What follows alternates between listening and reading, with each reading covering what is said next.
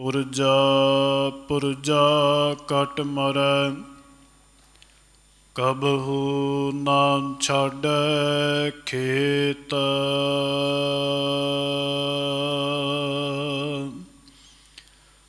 ਜਾ ਕਉ ਹਰ ਰੰਗ ਲਾਗੋ ਇਸ ਜੁਗ ਮਹਿ, ਸੋ ਕਹੀਅਤ ਹੈ ਸੂਰਾ।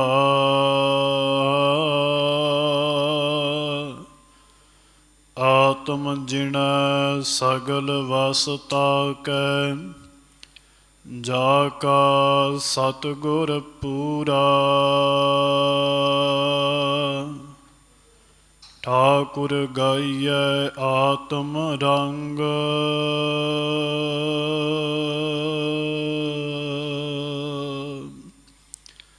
ਚਵਰ ਛਤਰ ਤਖਤ ਸਿੰਘਾਸਣ ਦੇ ਮਾਲਕ, ਗੁਰਤਾ ਗੱਦੀ ਤੇ ਸੋਭਨੀਕ ਰਾਜਾਨ ਰਾਜ ਪਾਨਾਨ ਭਾਨ। ਦੇਵਾਨ ਦੇ ਉਪਮਾ ਮਹਾਨ ਜੀਓਂ ਕੇ ਮਾਲਕ, ਸ਼ਹਿਨशाह ਪਿਤਾ ਵਾਲੀਏ ਕੁਲ ਆਲਮ ਸਰਬ ਕਾਇਨਾਤ ਸ੍ਰਿਸ਼ਟੀ ਦੇ ਰਚਨਾਇਕ। ਧੰਨ ਧੰਨ ਸਤਿਗੁਰੂ ਸ੍ਰੀ ਗੁਰੂ ਗੁਰੂ ਗ੍ਰੰਥ ਸਾਹਿਬ ਜੀ ਮਹਾਰਾਜ, ਜਿਨ੍ਹਾਂ ਦੀ ਪਾਵਨ ਪਵਿੱਤਰ ਗੋਦ ਦਾ ਆਨੰਦ ਪ੍ਰਾਪਤ ਕਰ ਰਹੇ ਹੋ, ਵੱਡ ਭਾਗੇ ਹੋ। ਜਿਨ੍ਹਾਂ ਨੂੰ ਧੰਨ ਸਤਿਗੁਰੂ ਸ੍ਰੀ ਗੁਰੂ ਨਾਨਕ ਦੇਵ ਸਾਹਿਬ ਜੀ ਮਹਾਰਾਜ, ਤਿਨਾਂ ਦੇ ਪਾਵਨ ਪਵਿੱਤਰ ਇਤਿਹਾਸਕ ਸਥਾਨ ਗੁਰਦੁਆਰਾ ਨਾਨਕ ਪਿਆਓ ਸਾਹਿਬ ਅੰਮ੍ਰਿਤ ਵੇਲੇ ਤੋਂ ਜੁੜ ਮਿਲ ਕਰਕੇ ਸਤਿਗੁਰੂ ਜੀ ਦੇ ਚਰਨਾਂ ਪਾਸ ਇਕੱਤਰ ਹੋ ਕਰਕੇ ਗੁਰਬਾਣੀ ਦਾ ਆਨੰਦ ਪ੍ਰਾਪਤ ਕਰ ਰਹੇ ਹੋ। ਦਾਸ ਤੋਂ ਪਹਿਲਾਂ ਆਸਾ ਜੀ ਵਾਰ ਜੀਆਂ ਦੇ ਪਾਵਨ ਪਵਿੱਤਰ ਪਾਠ ਗੁਰੂ ਕੀਰਤਨ ਰਾਹੀਂ ਆਪ ਜੀਆਂ ਨੇ ਸਰਵਣ ਕੀਤੇ ਨੇ। ਆਓ ਬੜੇ ਪ੍ਰੇਮ ਸਹਿਤ ਜੁੜ ਮਿਲ ਕਰਕੇ ਮੂਲ ਪਾਠ ਆਪ ਜੀਆਂ ਨੇ ਸਰਵਣ ਕੀਤਾ ਹੈ। ਆਪ ਜੀ ਜਾਣਦੇ ਹੋ, ਅਨੋਖੇ ਅਮਰ ਸ਼ਹੀਦ, ਦੁਨੀਆ ਦੇ ਅੰਦਰ ਮਸਾਇਲ ਕਾਇਮ ਕਰਨ ਵਾਲੇ ਅਮਰ ਸ਼ਹੀਦ, ਜਿਹਨੂੰ ਅਮਰ ਕਿਹਾ ਗਿਆ ਹੈ। ਐਸੇ ਸ਼ਹੀਦ ਜਿਹਨੂੰ ਦੁਨੀਆ ਕੋਨੇ ਕੋਨੇ ਦੇ ਉੱਪਰ ਅੱਜ ਦੇ ਦਿਨ ਸਿਜਦਾ ਕਰ ਰਹੀ ਹੈ, ਤਿਨਾਂ ਦੀ ਸ਼ਹਾਦਤ ਨੂੰ ਕੋਟ ਕੋਟ ਪ੍ਰਣਾਮ। ਆਓ ਸਤਿਗੁਰੂ ਜੀ ਕਿਰਪਾ ਕਰਨ, ਰਹਿਮਤ ਕਰਨ, ਆਪ ਵਿੱਚ ਵਰਤਨ। ਆਪ ਇਸ ਮਹਾਨ ਸ਼ਹੀਦ ਆਪ ਵਿੱਚ ਵਰਤ ਕਰਕੇ ਆਪਣੀ ਸੋਭਾ ਵਡਿਆਈ ਕਰਵਾ ਲੈਣ। ਵਿਚਾਰਾਂ ਪ੍ਰਾਰੰਭ ਕਰਨ ਤੋਂ ਪਹਿਲਾਂ ਸਰਬੱਤ ਸੰਗਤਾਂ ਹਾਜ਼ਰੀ ਲਗਵਾਵੋ, ਕੋਈ ਵੀ ਰਸਨਾ ਵਾਂਝੀ ਨਾ ਰਹੇ। ਪ੍ਰੇਮ ਦੇ ਵਿੱਚ ਗੱਜ ਕਰਕੇ ਆਖੋ ਜੀ ਵਾਹਿਗੁਰੂ ਜੀ ਕਾ ਖਾਲਸਾ, ਵਾਹਿਗੁਰੂ ਜੀ ਕੀ ਫਤਿਹ। ਧੰਨ ਧੰਨ ਸਤਿਗੁਰੂ ਸ੍ਰੀ ਗੁਰੂ ਗ੍ਰੰਥ ਸਾਹਿਬ ਜੀ ਮਹਾਰਾਜ, ਜਿਨ੍ਹਾਂ ਦੀ ਪਾਵਨ ਪਵਿੱਤਰ ਗੁਰਬਾਣੀ ਦਾ ਇਹ ਫਰਮਾਨ ਹੈ ਕਿ ਐਸਾ ਉਹ ਸੂਰਮਾ, ਐਸਾ ਉਹ ਯੋਧਾ, ਜਿਹਨੂੰ ਨਾਮ ਦਾ ਰੰਗ ਲੱਗ ਜਾਵੇ। ਮਹਾਰਾਜ ਕਹਿੰਦੇ ਅਸਲ ਦੇ ਵਿੱਚ ਸੂਰਾ ਉਹ ਹੈ ਜੋ ਆਪਣੇ ਦੀਨ ਦੇ ਵਾਸਤੇ, ਮਜ਼ਹਬ ਦੇ ਵਾਸਤੇ ਆਪਣੀ ਜਾਨ ਨੂੰ ਕੁਰਬਾਨ ਕਰ ਦਿੰਦਾ। ਸਾਧ ਸੰਗਤ ਜੀ, ਬਾਬਾ ਦੀਪ ਸਿੰਘ ਜੀਆਂ ਦਾ ਜਨਮ ਪਿੰਡ ਪਹੂਵਿੰਡ ਅੰਮ੍ਰਿਤਸਰ ਦੀ ਧਰਤੀ ਤੋਂ ਬਿਲਕੁਲ ਕਰੀਬ ਨੇੜੇ ਹੈ। ਪਹੂਵਿੰਡ ਦੀ ਧਰਤੀ ਦੇ ਉੱਪਰ ਹੋਇਆ ਹੈ 26 ਜਨਵਰੀ 1682 ਈਸਵੀ ਨੂੰ। ਇੱਥੇ ਪਰਿਵਾਰ ਜਿਹੜਾ ਹੈ ਬੜੇ ਪ੍ਰੇਮ ਦੇ ਵਿੱਚ ਰੰਗਿਆ ਹੋਇਆ ਹੈ, ਗੁਰਮੁਖ ਪਰਿਵਾਰ ਹੈ। ਮਾਤਾ ਜਿਉਣੀ ਦੀ ਕੁੱਖ ਤੋਂ ਬਾਬਾ ਦੀਪ ਸਿੰਘ ਜੀਆਂ ਨੇ ਆਪਣਾ ਜਨਮ ਧਾਰਨ ਕੀਤਾ, ਜਿਨ੍ਹਾਂ ਦੇ ਗ੍ਰਹਿ ਵਿਖੇ ਬਾਬਾ ਦੀਪ ਸਿੰਘ ਜੀਆਂ ਦਾ ਜਨਮ ਹੋਇਆ। ਸਾਧ ਸੰਗਤ ਜੀ, ਦੁਨਿਆਵੀ ਮਾਂ ਜਿਹੜੀ ਹੈ ਨਾ, ਉਹਦੀ ਤੀਬਰ ਇੱਛਾ ਇਹ ਹੁੰਦੀ ਹੈ ਕਿ ਉਹ ਆਪਣੇ ਬੱਚੇ ਨੂੰ 3 ਖੁਰਾਕਾਂ ਉਹਦੇ ਵਾਸਤੇ ਮੰਗਦੀ ਹੈ। ਪਹਿਲੀ ਉਹਦੀ ਮਾਂ ਦੀ ਇਹ ਆਸ ਹੁੰਦੀ ਹੈ ਕਿ ਮੇਰਾ ਬੱਚਾ, ਉਹਦੀ ਖੁਰਾਕ ਚੰਗੀ ਹੋਵੇ, ਮੇਰੇ ਬੱਚੇ ਦੇ ਤਨ ਉੱਪਰ ਜਿਹੜੇ ਕੱਪੜੇ ਨੇ, ਪੁਸ਼ਾਕ ਹੈ, ਉਹ ਚੰਗੀ ਹੋਵੇ, ਸੋਹਣੇ ਵਸਤਰ ਹੋਵਣ। ਫਿਰ ਮਾਂ ਦੀ ਤੀਜੀ ਇਹ ਆਸ ਹੁੰਦੀ ਹੈ, ਜੇਕਰ ਮੇਰੇ ਬੱਚੇ ਕੋਲ ਤਨ ਦੀ ਖੁਰਾਕ ਹੈ, ਤਨ ਦੇ ਉੱਪਰ ਸੋਹਣੇ ਵਸਤਰ ਕੱਪੜਾ ਹੈ, ਤੇ ਮੇਰੇ ਬੱਚੇ ਦੀ ਸੰਗਤ ਜਿਹੜੀ ਹੈ ਨਾ, ਉਹ ਚੰਗੀ ਹੋਵੇ। ਦੁਨਿਆਵੀ ਮਾਂ ਇਹ ਮੰਗਾਂ ਕਰਦੀ ਹੈ, ਪਰ ਸੱਚਮੁੱਚ ਮਾਤਾ ਜਿਉਣੀ ਜੀਆਂ ਨੇ ਭਾਈ ਦੀਪਾ ਨਾਮ ਜਿਹੜਾ ਪ੍ਰਚਲਿਤ ਹੈ, ਬਚਪਨ ਦੇ ਵਿੱਚ ਭਾਈ ਦੀਪਾ ਕਹਿ ਕਰਕੇ ਪੁਕਾਰਿਆ ਗਿਆ। ਮਾਂ ਨੇ ਗੁਰੂ ਪਾਸੋਂ ਇਹ ਗੁੜਤੀ ਦਾਤਰੇ ਰੂਪ ਦੇ ਵਿੱਚ ਮੰਗੀ ਕਿ ਸਤਿਗੁਰੂ ਜੀ ਕਿਰਪਾ ਕਰਿਓ, ਮੇਰੇ ਬੱਚੇ ਦੀ ਖੁਰਾਕ ਜਿਹੜੀ ਆਪ ਜੀਆਂ ਦਾ ਨਾਮ ਗੁਰੂ ਕਾ ਕੀਰਤਨ ਬਣ ਜਾਵੇ, ਮੇਰੇ ਬੱਚੇ ਦਾ ਤਨ ਦੇ ਉੱਪਰ ਕੱਪੜਾ ਜਿਹੜਾ ਹੈ ਉਹ ਪ੍ਰੇਮ ਪਟੋਲਾ ਬਣ ਜਾਵੇ, ਔਰ ਮੇਰੇ ਬੱਚੇ ਦੀ ਜਿਹੜੀ ਸੰਗਤ ਹੈ ਨਾ, ਨੇਕ ਪੁਰਸ਼ਾਂ ਦੀ ਹੋਵੇ, ਸਾਧੂਆਂ ਮਹਾਤਮਾਵਾਂ ਦੀ ਮੇਰੇ ਬੱਚੇ ਦੀ ਸੰਗਤ ਜਿਹੜੀ ਹੋਵੇ। ਮਾਂ ਨੇ ਅਸੀਸ ਵਜੋਂ ਇਹ ਮੰਗਿਆ। ਗੁਰਬਾਣੀ ਦੇ ਵਿੱਚ ਆਪਾਂ ਪੜ੍ਹਦੇ ਹਾਂ, ਪੂਤਾ ਮਾਤਾ ਕੀ ਅਸੀਸ, ਨਿਮਖ ਨ ਬਿਸਰੋ ਤੁਮ ਕਉ ਹਰ ਹਰ, ਸਦਾ ਭਜਾਓ ਜਗਦੀਸ਼, ਸਤਿਗੁਰ ਤੁਮ ਕਉ ਹੋਏ ਦਇਆਲਾ, ਸੰਤ ਸੰਗ ਤੇਰੀ ਪ੍ਰੀਤ, ਕਾਪੜ ਪਤ ਪਰਮੇਸ਼ਰ ਰਾਖੀ, ਭੋਜਨ ਕੀਰਤਨ ਨੀਤ। ਇਹ ਮੇਰੇ ਬੱਚੇ ਦੀ ਖੁਰਾਕ ਬਣ ਜਾਵੇ, ਗੁਰੂ ਕਾ ਕੀਰਤਨ ਜਿਹੜਾ ਉਹ ਭੋਜਨ ਬਣ ਜਾਵੇ, ਨਾਮ ਜਿਹੜਾ ਹੈ ਉਹ ਪ੍ਰੇਮ ਪਟੋਲਾ ਬਣ ਜਾਵੇ। ਸਾਧ ਸੰਗਤ ਜੀ, ਕੁਝ ਸਮਾਂ ਬਤੀਤ ਹੋਇਆ।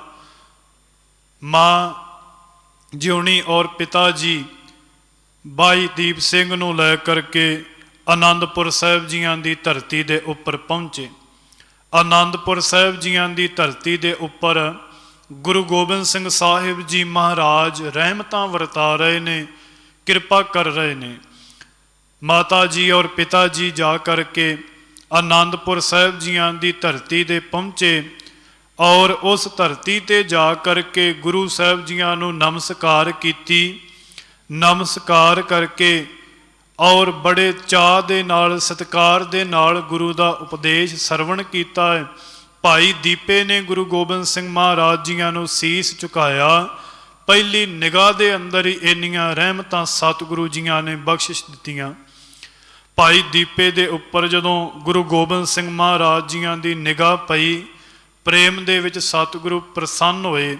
ਸਾਧ ਸੰਗਤ, ਇੱਥੋਂ ਤਾਲੀਮ ਆਰੰਭ ਹੁੰਦੀ ਹੈ ਬਾਬਾ ਦੀਪ ਸਿੰਘ ਜੀਆਂ ਦੀ। ਭਾਈ ਦੀਪਾ ਉਸ ਸਮੇਂ ਆਨੰਦਪੁਰ ਸਾਹਿਬ ਜੀਆਂ ਦੀ ਧਰਤੀ ਦੇ ਵਿੱਚ ਕੁਝ ਦਿਨ ਠਹਿਰੇ ਮਾਤਾ ਪਿਤਾ ਨਾਲ। ਫਿਰ ਕਹਿਣ ਲੱਗੇ, ਚਲੋ ਹੁਣ ਘਰ ਵਾਪਸ ਪਿੰਡ ਪਹੂਵਿੰਡ ਚਲੀਏ।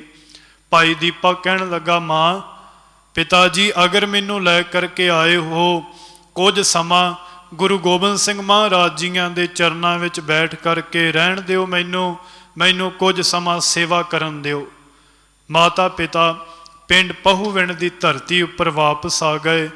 ਭਾਈ ਦੀਪਾ ਜਿਹੜਾ ਹੈ ਉਹ ਉੱਥੇ ਆਨੰਦਪੁਰ ਸਾਹਿਬ ਜੀਆਂ ਦੀ ਧਰਤੀ ਦੇ ਉੱਪਰ ਟਿਕ ਕਰਕੇ ਸੇਵਾ ਕਰਨ ਲੱਗਾ। ਸਾਧ ਸੰਗਤ, ਇੱਥੇ ਭਾਈ ਦੀਪ ਜੀ ਦਾ ਜਿਹੜਾ ਮੇਲ ਹੈ ਨਾ, ਉਹ ਭਾਈ ਮਣੀ ਸਿੰਘ ਜੀ ਦੇ ਨਾਲ ਹੋਇਆ, ਜਿਨ੍ਹਾਂ ਦਾ ਬੰਦ ਕੱਟਿਆ ਗਿਆ। ਭਾਈ ਮਣੀ ਸਿੰਘ ਜੀ ਦੇ ਨਾਲ ਭਾਈ ਦੀਪੇ ਦਾ ਮੇਲ ਹੋਇਆ। ਗੁਰੂ ਗੋਬਿੰਦ ਸਿੰਘ ਮਹਾਰਾਜ ਜੀਆਂ ਨੇ ਪਰਵਰਿਸ਼ ਕਰਨੀ ਪ੍ਰਾਰੰਭ ਕੀਤੀ, ਇਹਨਾਂ ਨੂੰ ਭਾਸ਼ਾਵਾਂ ਦਾ ਗਿਆਨ ਕਰਵਾਇਆ। ਭਾਈ ਦੀਪੇ ਨੇ ਜਿੱਥੇ ਅਰਬੀ, ਫਾਰਸੀ, ਸੰਸਕ੍ਰਿਤ ਆਦਿਕ ਭਾਸ਼ਾਵਾਂ ਸਿੱਖੀਆਂ, ਉੱਥੇ ਗੁਰੂ ਗੋਬਿੰਦ ਸਿੰਘ ਮਹਾਰਾਜ ਜੀਆਂ ਨੇ ਨੇਜੇਬਾਜੀ, ਸ਼ਸਤਰ ਚਲਾਉਣੇ, ਤਲਵਾਰਬਾਜੀ, ਘੋੜ ਸਵਾਰੀ ਆਦਿਕ ਜਿਹੜੇ ਗਿਆਨ ਨੇ ਨਾ ਭਾਈ ਦੀਪੇ ਨੂੰ ਦਿੱਤੇ। ਕਿਉਂਕਿ ਭਾਈ ਦੀਪੇ ਦਾ, ਬਾਬਾ ਦੀਪ ਸਿੰਘ ਜੀਆਂ ਦਾ ਜਿਹੜਾ ਜੀਵਨ ਹੈ ਨਾ, ਉਹ ਸ਼ਸਤਰ ਤੇ ਸ਼ਾਸਤਰ ਦਾ ਸੁਮੇਲ ਹੈ। ਜੇਕਰ ਉਹ ਕਲਮ ਨੂੰ ਪਕੜਦੇ ਨੇ ਤਾਂ ਕਈ ਸਾਲ ਗੁਰੂ ਗ੍ਰੰਥ ਸਾਹਿਬ ਜੀ ਮਹਾਰਾਜ ਜੀਆਂ ਦੀ ਗੁਰਬਾਣੀ ਨੂੰ ਲਿਖਦੇ ਨੇ। ਅਗਰ ਜੇਕਰ ਬਜ਼ੁਰਗ ਅਵਸਥਾ ਦੇ ਵਿੱਚ ਖੰਡਾ ਪਕੜਦੇ ਨੇ ਤੇ ਆ ਜ਼ਾਲਮਾਂ ਦੇ, ਮੁਗਲਾਂ ਦੇ ਆਹੂ ਲਾਉਂਦੇ ਤੁਰੇ ਜਾਂਦੇ ਨੇ। इत्थे शस्त्र और शास्त्र का सुमेल है। भाई दीप सिंह जी का गुरु गोबिंद सिंह महाराज जियां ने कृपा की, कुछ समा ठहर करके इन्हां नूं अपने कर कमलों के नाल खंडे बाटे की पहुल अमृत की दात दिती। भाई दीप सिंह तो गुरु गोबिंद सिंह महाराज जियां ने अमृत की दात दे करके दीप सिंह बना दिता। साध संगत इत्थे फिर 1704 ईस्वी आई। 1704 ईस्वी दे विच माता पिता पिंड पहूविंड की धरती तो चले, आनंदपुर साहिब विखे आ गए। आन करके बेनती की, सतगुरु कृपा करो, कृपा करके भाई दीप सिंह नूं साडे नाल भेज देवो। जदों गुरु गोबिंद सिंह महाराज जियां ने भाई दीप सिंह नूं आवाज़ मारी, जदों माता पिता ने देखा असीं अपने पुत्र नूं छड्ड करके गए सी गुरु गोबिंद सिंह महाराज जियां दे चरनां पास, पर अज की देखदे ने, जदों अपने पुत्र नूं तकिया, सीस ते नीला दुमाला, सोहना बाणा, शस्त्र बस्त्र पहने होए, पूरे जाहो जलाल दे विच बाबा दीप सिंह जी अपने माता पिता नूं गज करके फतेह बुलाई ते बड़े प्रसन्न होए। कहंदे सतगुरु तुहाडी बड़ी वड्डी रहमत है, तुसी साडे बच्चे दे उपर अपना मस्तक दे उपर हथ रखिया। सतगुरु जियां नूं बेनती करन लगे, सतगुरु असीं भाई दीप सिंह नूं अपने पिंड वापस लै जाइए। गुरु गोबिंद सिंह महाराज कहन लगे कि हाँ ठीक है, तुसी अपने पिंड वापस लै जाओ। भाई दीप सिंह नूं जान लग्या गुरु गोबिंद सिंह महाराज जियां ने बचन कीते। कहन लगे भाई दीप सिंह जी गुरबाणी नूं कदे नहीं विसारना, गुरबाणी दा जिहड़ा है वो रहिंदे समय तक प्रचार करना है। जितना भी हो गए दूजियां नूं प्रचार करके सिੱਖੀ दे नाल जोड़ना, दृढ़ करवाउणा। बाबा दीप सिंह जी अपने माता पिता दे नाल गुरु साहिब जियां दे हुक्म दे सदका पिंड पहूविंड की धरती दे उपर आ गए। उधर साध संगत जी 1704 ईस्वी है ते आप सरबत संगतां नूं पता है जिहड़े हुण भी दिन आउण वाले ने कि गुरु गोबिंद सिंह महाराज जियां दा परिवार विछड़दा है, सरसा ते विछोड़ा पैंदा है, पुत्र शहीद हो जाते साहिबजादे, और फिर गुरु गोबिंद सिंह महाराज जी दमदमे साहिब जियां दी धरती दे उपर जा करके ठहरदे ने।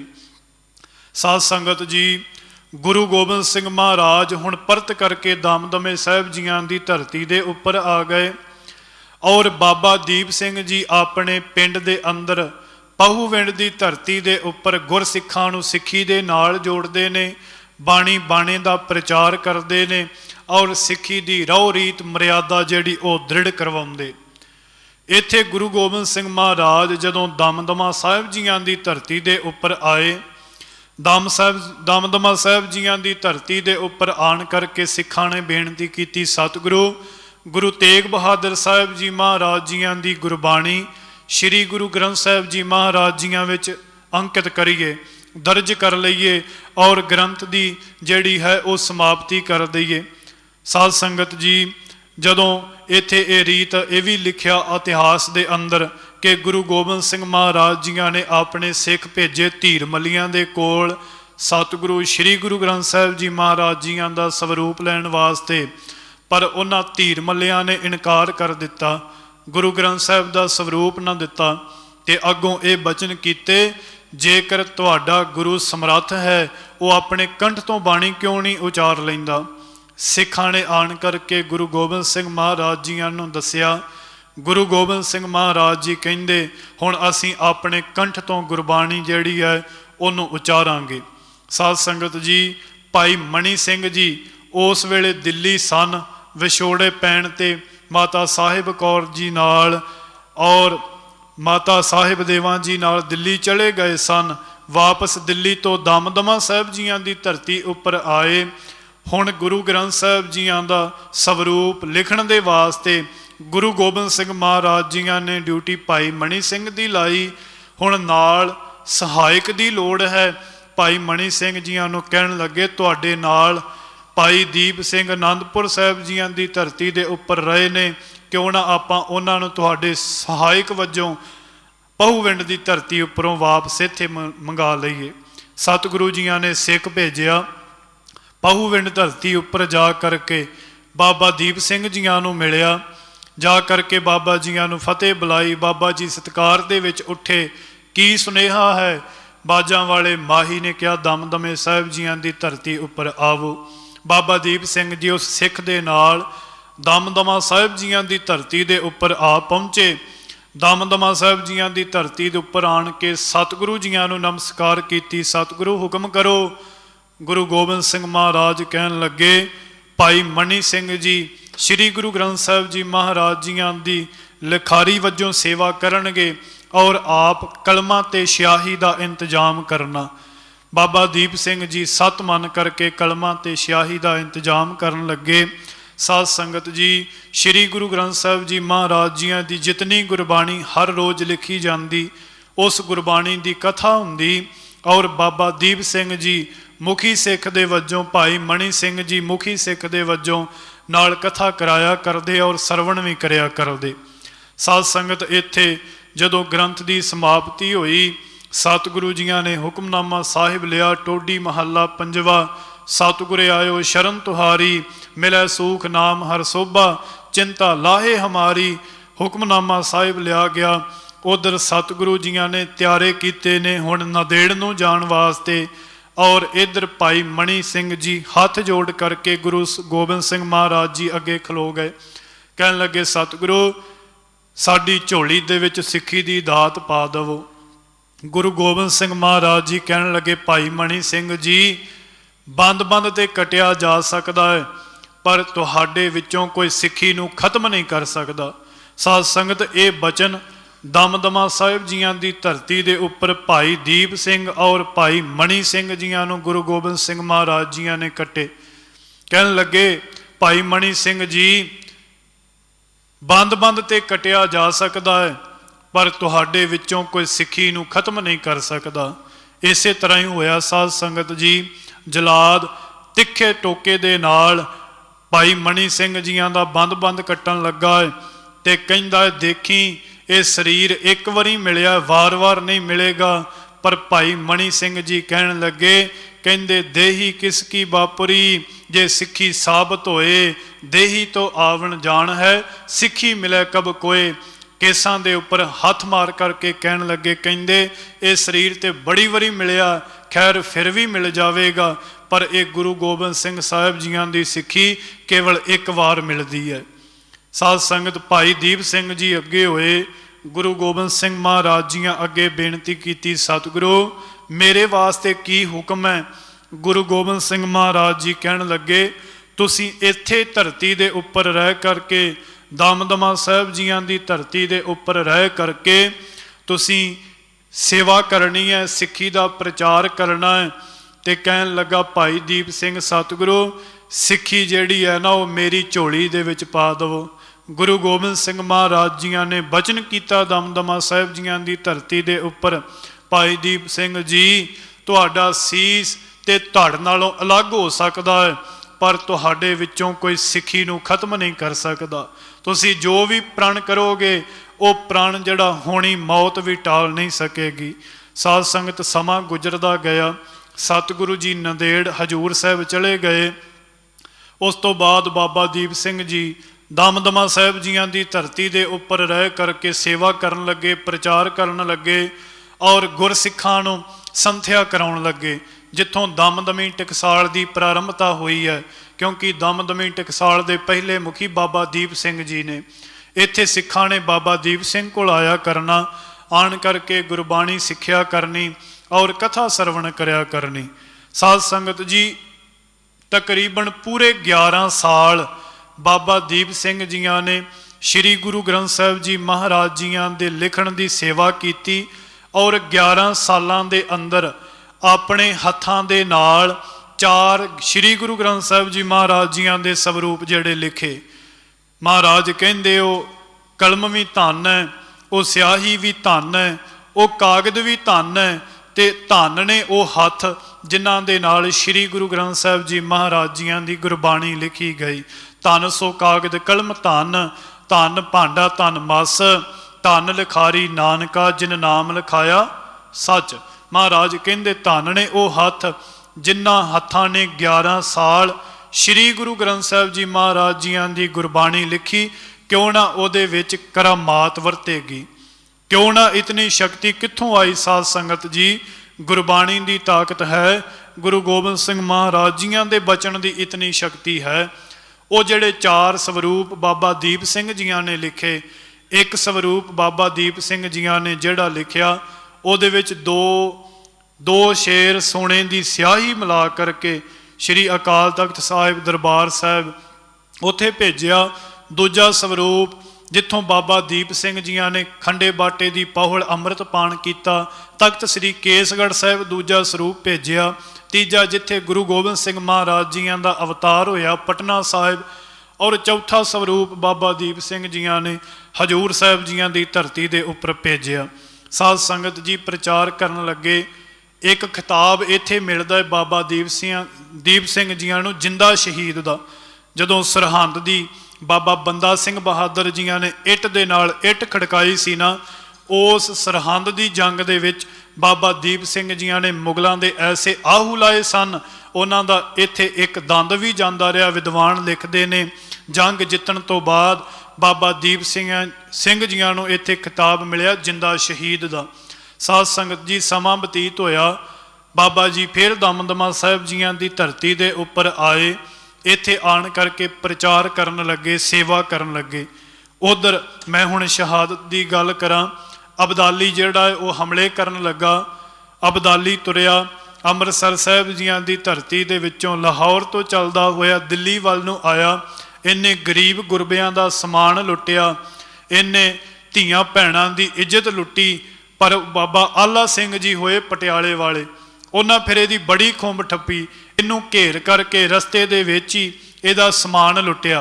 जिहड़ा ये समान लुट करके लियाया सी ना पंजाब तो, बाबा जियां ने अपने जथे समेत इहदा वो सारा समान जिहड़ा सी खोह लिया, लुट लिया।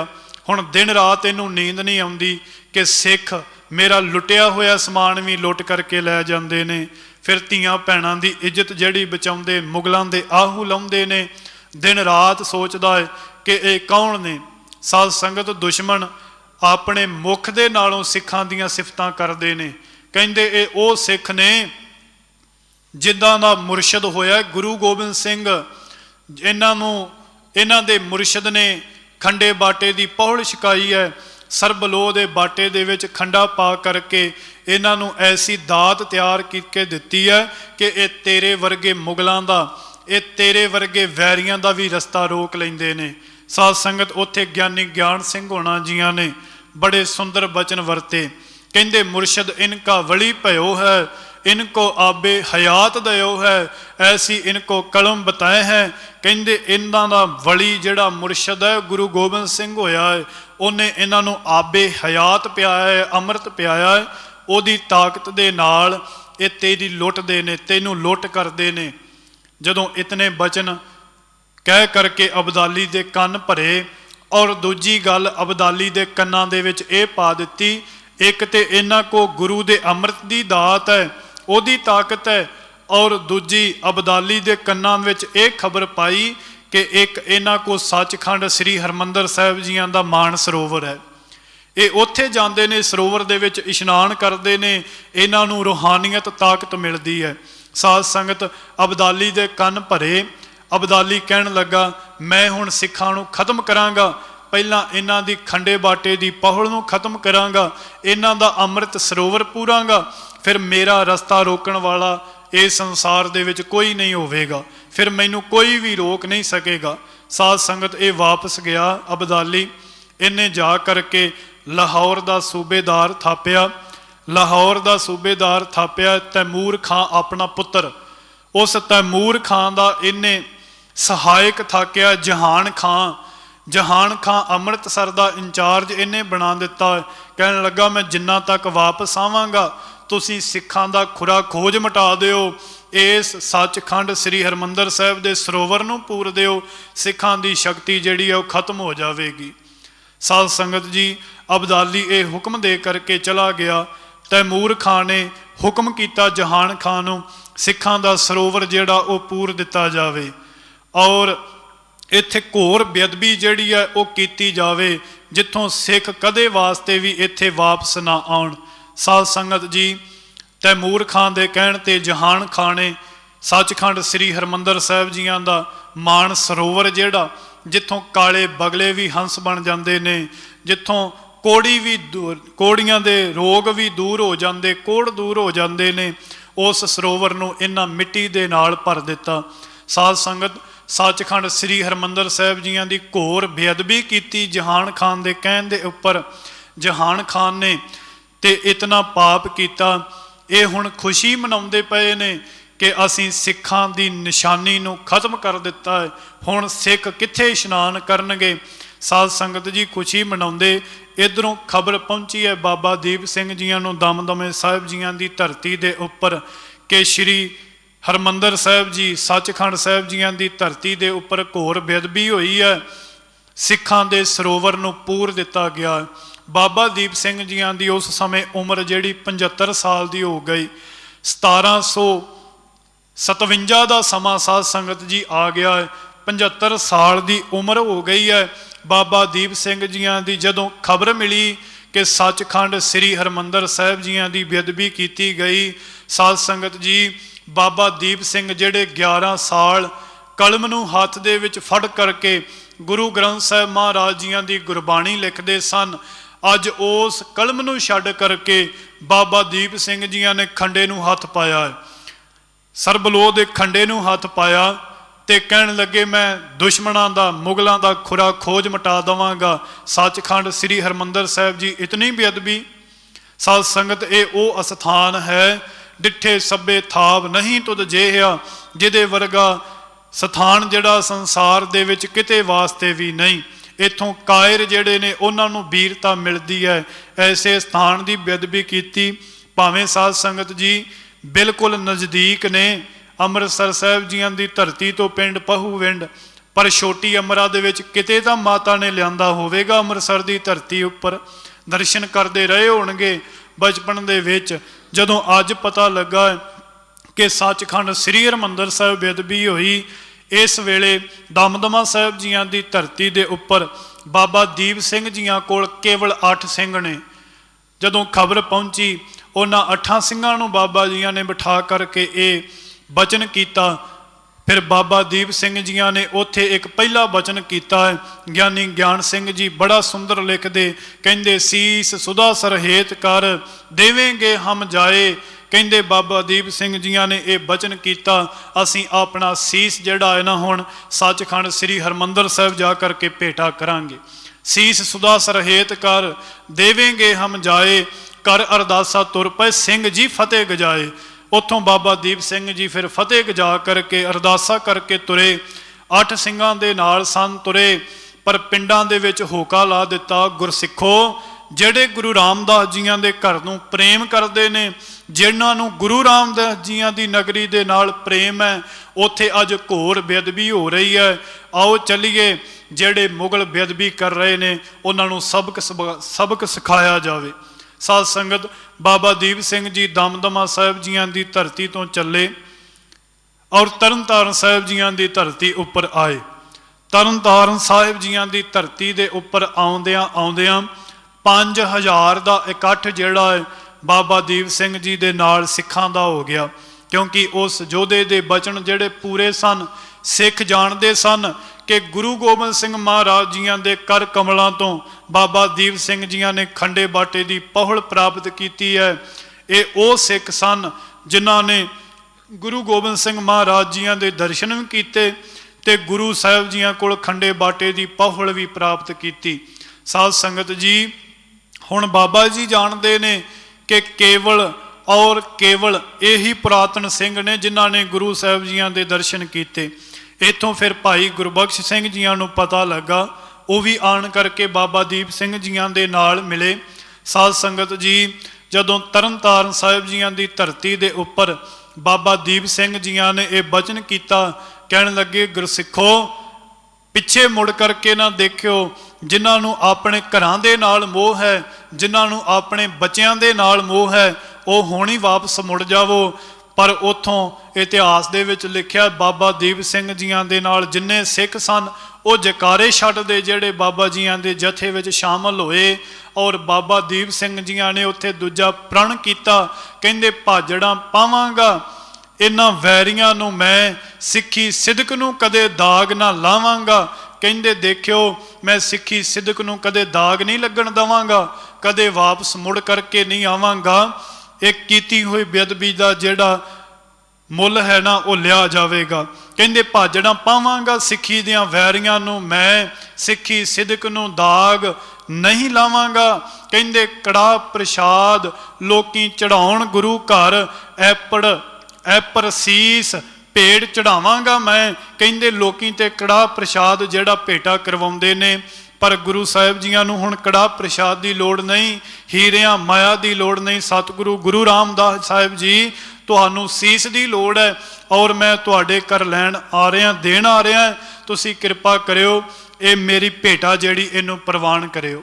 ਤਰਨਸਾਰ ਸਾਹਿਬ ਜੀਆਂ ਦੀ ਧਰਤੀ ਤੋਂ ਚੱਲੇ, ਬਾਅਦ ਵਿੱਚ ਜਿੱਥੇ ਲਕੀਰ ਖਿੱਚੀ ਹੈ ਉੱਥੇ ਬਾਬਾ ਜੀਆਂ ਨੇ ਬਚਨ ਕੀਤਾ। ਸਾਰੇ ਸਿੱਖ ਜਿਹੜੇ ਨੇ ਜੈਕਾਰੇ ਗਜਾਉਂਦੇ ਹੋਏ ਲਕੀਰ ਨੂੰ ਟੱਪੇ। ਇੱਥੋਂ ਸਤਿਗੁਰੂ ਜੀ ਚੱਲੇ।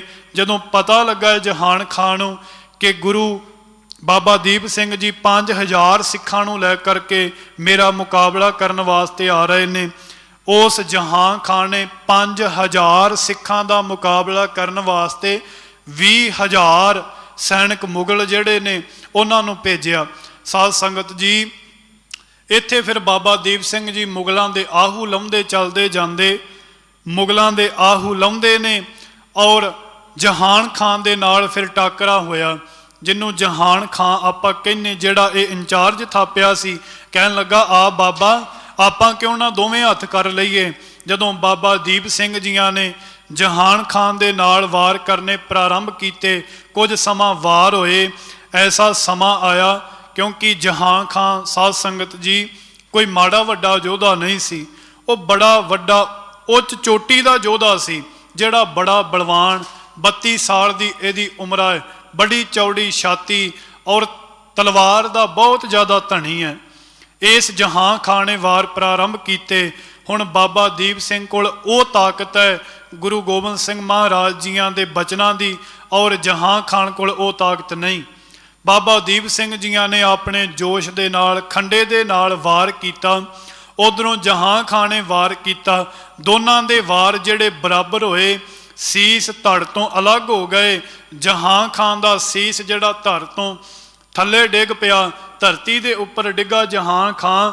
ਬਾਬਾ ਦੀਪ ਸਿੰਘ ਜੀਆਂ ਦੇ ਸੀਸ ਦੇ ਉੱਪਰ ਵਾਰ ਹੋਇਆ ਜਹਾਨ ਖਾਨ ਦਾ, ਉਹ ਵੀ ਜਿਹੜਾ ਸੀਸ ਬਾਬਾ ਦੀਪ ਸਿੰਘ ਜੀਆਂ ਦਾ ਧਰਤੀ ਉੱਪਰ ਡਿੱਗ ਪਿਆ। ਦੋਵੇਂ ਯੋਧੇ ਸੂਰਮੇ ਜਿਹੜੇ ਧਰਤੀ ਉੱਪਰ ਡਿੱਗੇ। ਜਹਾਨ ਖਾਨ ਕਹਿਣ ਲੱਗਾ, ਜਹਾਨ ਖਾਨ ਦੀ ਤੜਫ ਕਰਕੇ ਮੌਤ ਹੋ ਗਈ।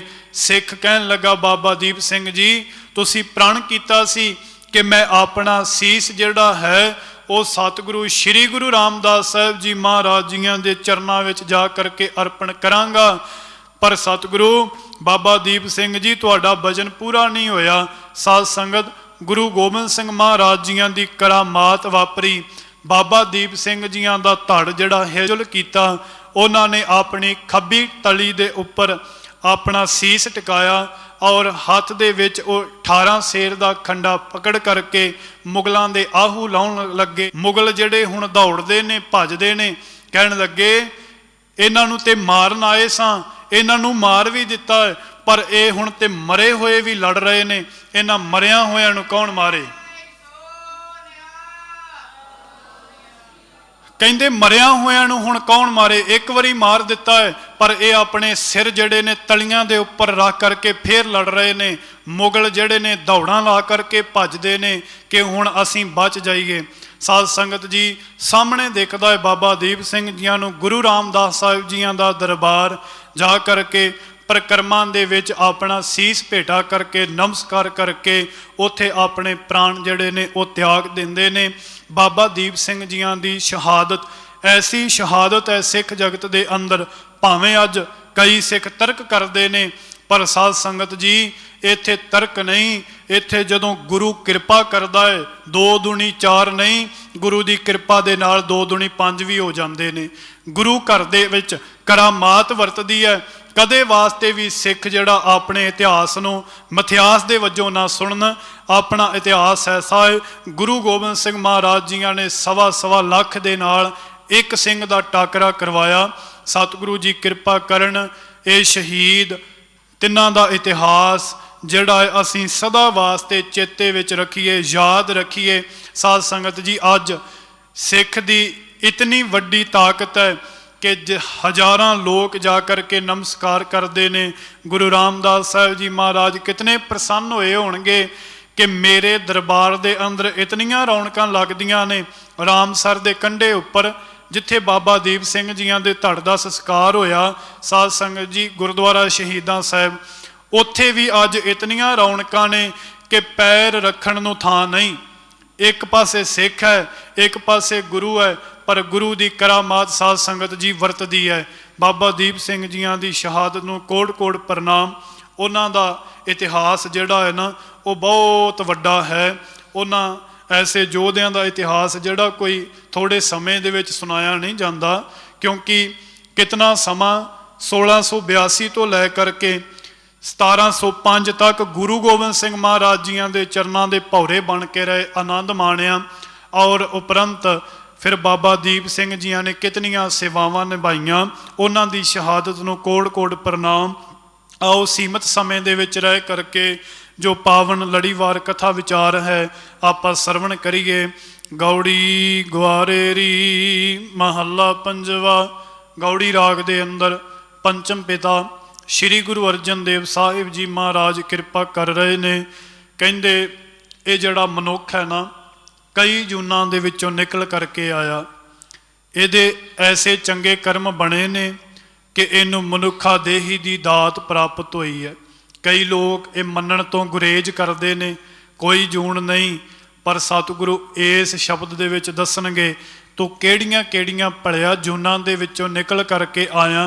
सतगुरु कहंदे कई जन्म पए कीट पतंगा, कई जन्म गज मीन कुरंगा। कहंदे कई जन्म तू कीड़े पतंगे बनदा रहा, कई जन्म तेरा ऐसा, कई जन्म दे तू पंछियां दियां मिली है। परमात्मा नूं मिलण अपनी जून जड़ी भोगी